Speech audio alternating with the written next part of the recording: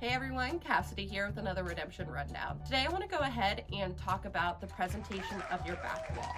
Having a really well represented back wall is one of the most important things you can do in your arcade. Back walls drive business into your arcade, so you want to make sure that you have items that your customers want to win when they're in the arcade. One of the biggest ways to ensure that your back wall is looking really nice and fresh is to ensure that you have no gaps.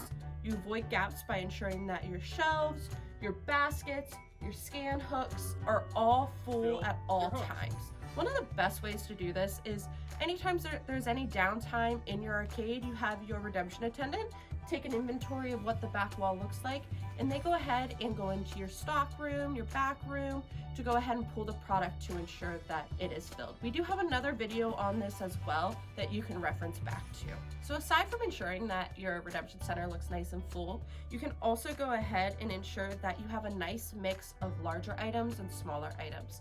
You can see that represented behind me. We have the really big gumball machine next to some smaller bagged items. And then you can also see that over here as well. You have the really nice moon blasters that are carted with the smaller blasters underneath it. It just adds a nice mix and allows everything to kind of shine versus some things getting hidden.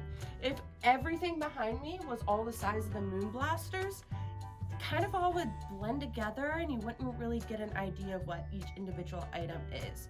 You draw the eye a little bit more by having that mix of the large packaging, small packaging. Some other really important things when it comes to presentation is by having a focal point or two. Now behind me, I have a couple key focal points of a smaller space to work with. I would recommend choosing one or two depending on the size of your back wall to go ahead and focus on and then build out around that. One really awesome focal point you can see behind me, like I pointed out earlier, is going to be that gumball machine. It's big, it's impressive, and it draws the eye. But it's not the only thing you see. It might catch your attention at first and then you start looking around.